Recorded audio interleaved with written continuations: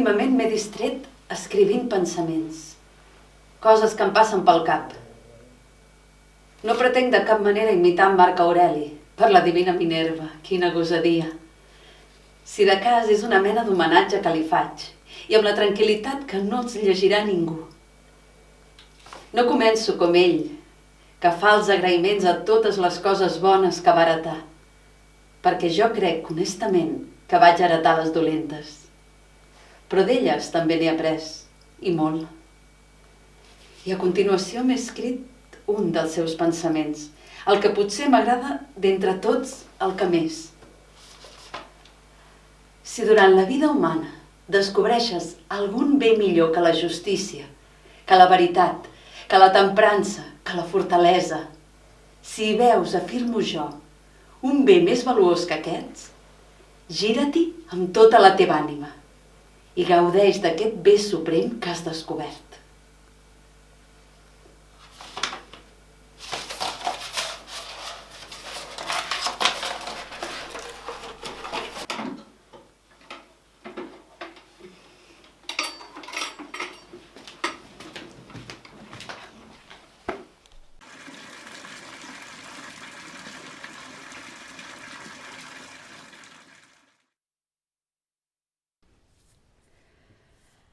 Allà, al bell mig del circ Màxim, una dona estava infantant. Hi havia gent del seu voltant que rondinava, que ja s'hauria pogut quedar a casa. La vaig veure, aquella dona, de reüll només, perquè la meva mare m'estirava la mà. Suava i tenia la cara desencaixada. Ho passava malament, però des del meu punt de vista de llavors, vaig pensar que gemegava i xisclava massa. Havia vist parir les eugues sense fer tant de soroll. Vaig sentir que en Marc Aureli murmurava alguna cosa i li vaig preguntar què deia. No res d'especial. Pensava en els que han mort a l'arena i en aquesta criatura que lluita amb la seva mare per veure la llum. Pensava en això, que la mort, com el propi naixement, és un misteri, una combinació d'elements que es dilueixen en ells mateixos. En una ocasió en Teseu em va dir: cadascú neix amb un objectiu que el destí ens ha fixat. Quan no pots acomplir-lo, és millor passar l'altra vida i procurar que els que queden ho facin per tu. Aquelles paraules em venien sovint al pensament, me'l percudien.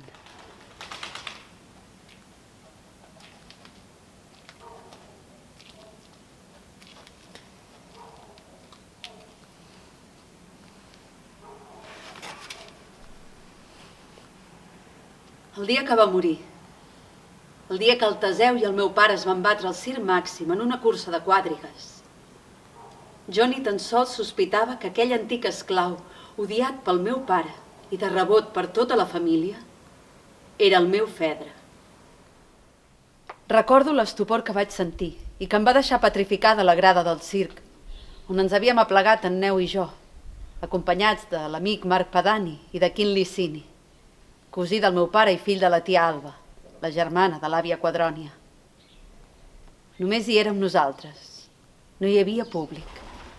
No hi havia espectacle. Era una lluita particular, la d'un home contra un altre. Aquell mateix dia que havia de dir a en Fedra que estava embarassada, vaig descobrir que en Fedra era en Teseu. El meu d'amor va ser sincer, apassionat, sense cap mena d'interès. La meva ànima va restar ferida des d'aquella tarda al circ, dolguda de pensar que en Teseu no sentís el mínim afecte per mi, que em convertís en la penyora de la seva patètica venjança. Em vaig enamorar d'un foll venjatiu. Que trist.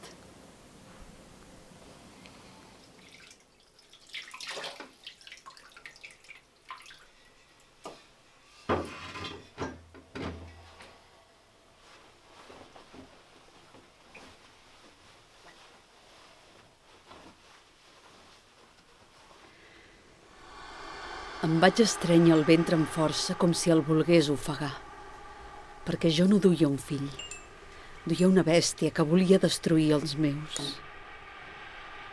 Joguinejava amb els estili, tot observant-ne les puntes afilades, punxants.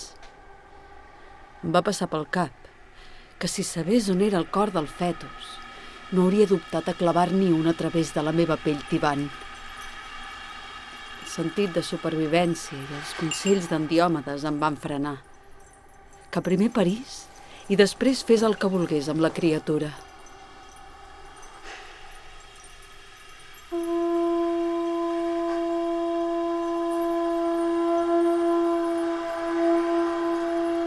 La matinada del 10 de maig, un crit ofegat, llarg i profund, va preludiar el naixement. Havia succeït en un dia parell, enmig de l'eslamúria, el pitjor desastre, el més dolent dels auguris.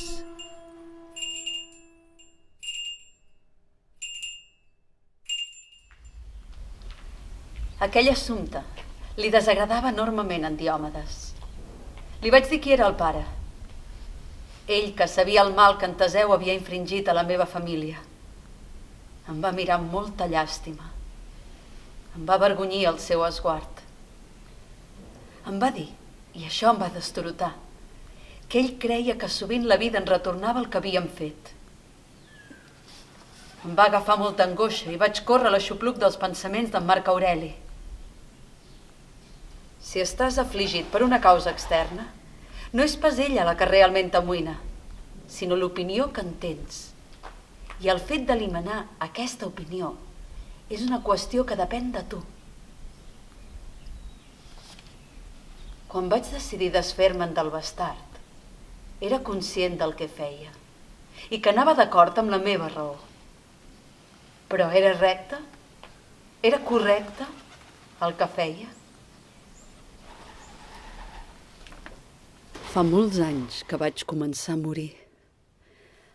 L'ànima se'm va esquinçar per la meitat i en el decurs del temps només he aconseguit apedaçar-la. Per mi ja no ets la meva filla. Malgrat tot, que els déus et siguin propicis, Minícia Fausta. Em vaig desplomar voluntàriament a terra i m'hi vaig rebolcar com una bèstia ferida, com un gos rabiós, esgarrapant les tessel·les amb la intenció d'arrencar-les del mosaic. Em vaig trencar part de les ungles, la sang em brollava dels dits i en passar-me'ls per la cara me la vaig cobrir de la pols ensangonada. Embogida, presa de les fúries, em vaig estripar l'estola i la túnica de sota, sense importar-me que un dels pits em quedés al descobert. Cridava i gemegava com mai ho he fet, ni tan sols quan he parit. Parlar també del meu pare. Era el millor afalac que em podia dedicar un desconegut. Era com obrir una porta vedada. El millor salconduït per conèixer-me millor. Qui admirés i sentís afecte pel meu pare tenia moltes possibilitats que m'agradés a mi. Però en Fèlix em va advertir. No oblidis mai que ell continua viu en el sentit que tota una sèrie de gent vetlla per ell, per la seva nissaga. Ell representa la Dàcia, un dels enemics de Roma. No confiïs en ningú, absolutament en ningú. En tu tampoc? Ets lliure de fer el que creguis, però et diria que en mi sí, per la senzilla raó que tu i jo tenim un lligam de sang. També hi és amb en Teseu. No, el vincle és diferent.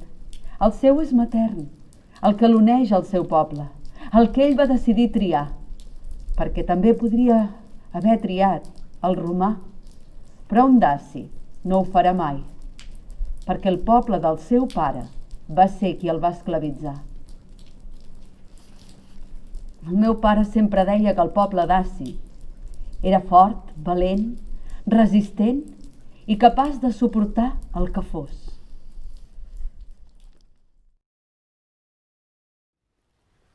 La religió dels dacis també s'hi relacionava amb els misteris eleusins, perquè tenia una certa influència de la religió hel·lènica. Posseïa tot un panteó de déus que s'identificaven amb algun element del medi natural. Samolxis era el déu suprem de tota la terra. L'Àgios em va parlar una vegada dels misteris eleusins. Em va dir que, com totes les creences, tenia la seva simbologia.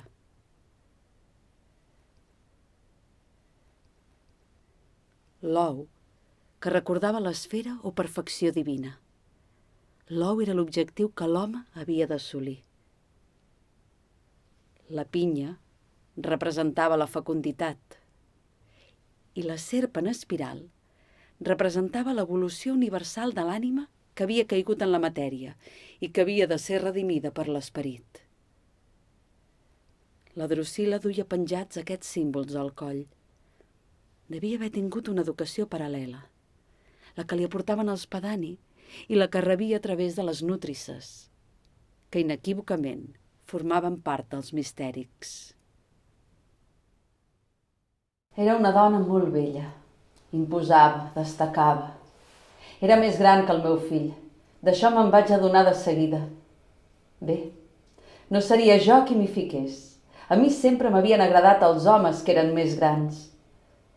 El problema era que la societat no ho veia de la mateixa manera. Es va acostar per saludar-me.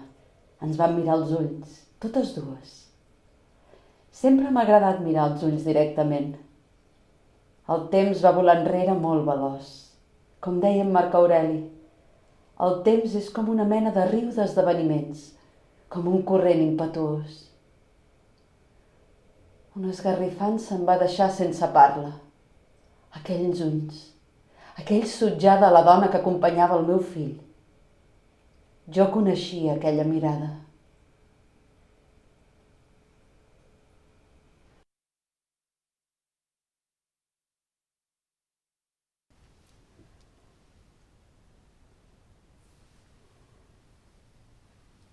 Estimadíssim fill,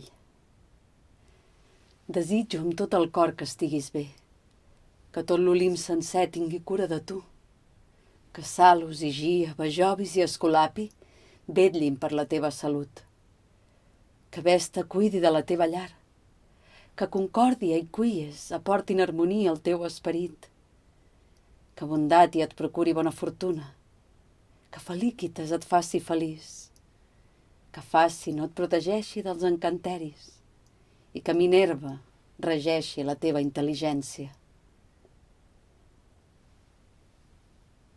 Sé que ho has passat molt malament, que la mort de la Lavínia i del teu fillet va capgirar la teva existència. Pots deduir que també la meva. No pretenc immissir-me en el que fas ni en el que deixes de fer. Ja ets prou gran. Però crec que en el fons del teu cor també hi ha d'haver un raconet per mi, que sóc la teva mare. Tal vegada no he estat prou la mater amantíssima que tu hauries desitjat, però sempre he procurat per tu. T'he criat i educat, i he portat el que creia que era millor per a la teva persona, i sempre d'acord als teus desitjos. No vull pensar que m'he equivocat en això, a deixar-te massa llibertat. No ho vull, no. Vine'm a veure, Lucy, si us plau.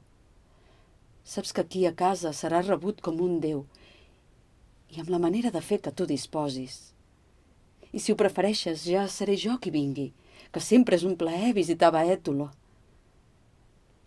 Tanmateix, ja et deus imaginar que ho faré igualment, si tu no em dius res. Mentre t'escric, em venen records de quan eres petit, de la teva sensibilitat, la teva capacitat de reflexió. Ets únic, fill, i per això preuat.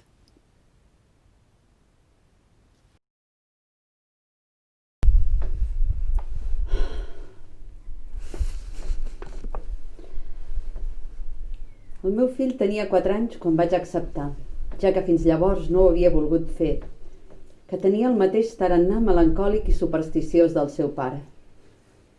La tendència a patir una tristesa omnipresent que regia els seus dies, i el fet que qualsevol cosa podia alterar el seu ànim fràgil com un vidre.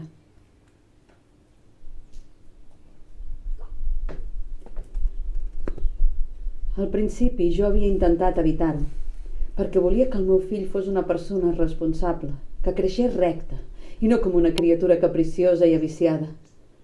Però al cap d'un temps em vaig rendir a l'evidència.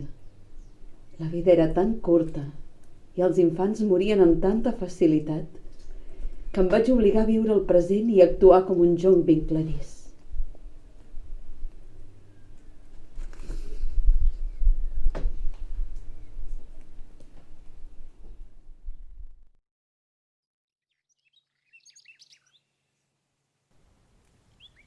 La Drusila llavors es va asseure i va deixar lliscar l'estola damunt del braç esquerre, alliberant un pit botit per la llet, i acostar la boca del menut, que s'hi aferrà àvidament. Ens vam quedar en silenci. Només se sentien els suaus xuclets del nen, la remor del brollador i els borbollejos provinents de l'estany que devien causar els insectes i els petits amfibis que es movien entre les plantes aquàtiques.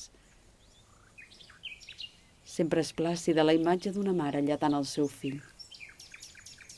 Si tu volguessis, tot podria canviar. Podries acabar els teus dies tranquil·la.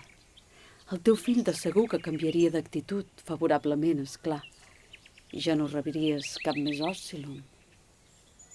T'admiro, de debò que sí. Ets valenta. No tinc cap mena de dubte que el meu pare, el de veritat, estaria orgullós de tu. El teu pare no tenia cap codi ètic ni respectava res que no fos la seva voluntat. Vosaltres, els Minici, heu estat molt injustos amb ell. Injustos? La meva àvia l'hauria d'haver mort. Mai us vau posar a la seva pell.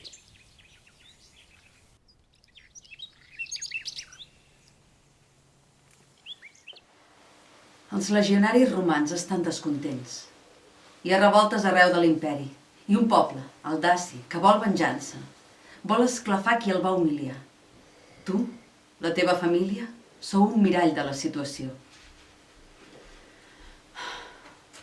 Són tants anys, Cecili. Tant de temps que carrego amb aquest pes, que ja no em sento amb les forces d'aguantar més.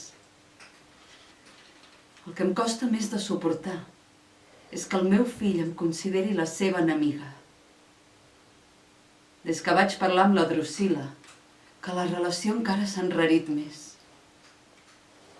I tinc por, Cecili. Ara que ja hi hauria d'estar ben avesada, tinc por. No n'has de tenir de por. Si tu mateixa ho has dit molts cops, les vegades que t'haurien pogut matar. Abans han volgut que en pateixin altres, de morts. Les de la gent que he estimat. Ho saps prou. La meva jove Lavínia, el meu net, l'Erasmius i el pitjor, el meu fill Luci, que és com un cadàver en vida. I vés a saber quants d'altres, perquè el mateix neu. Tens raó. Però fixa't com tu continues dempeus. És més, i tens l'obligació, per la memòria dels teus pares, dels teus avis, per la teva nissaga.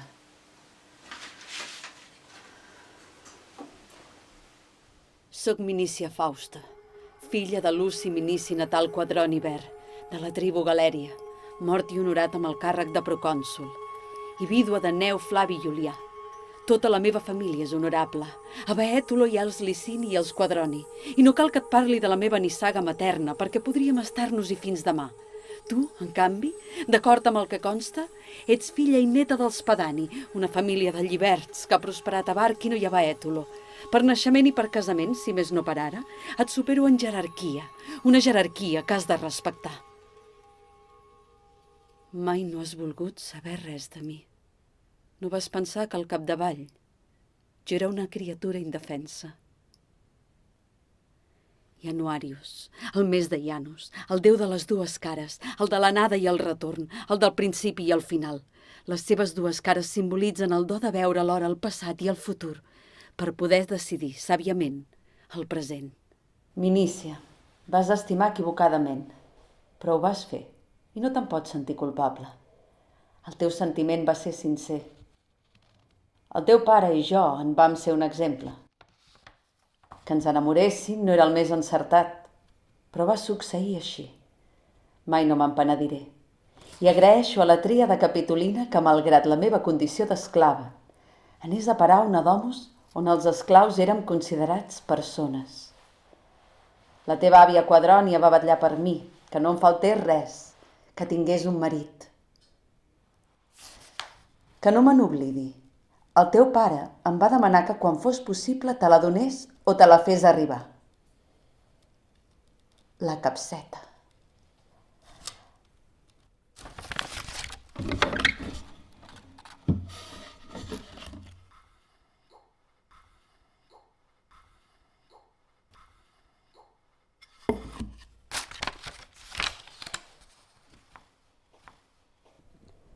De seguida vaig reconèixer aquella capseta de fusta que el pare havia tret del terra del peristil el dia que va venir a Bàrquino i va renegar de mi. El Luci em va explicar que primer havia pensat a deixar-hi monedes o algun petit tresor, amb la idea de provocar l'alegria d'una criatura. Ell pensava en un possible net que fes la troballa, però va decidir que era molt més valuós deixar-hi un missatge. La vaig obrir. A dins hi havia una petita làmina de plom amb un escrit.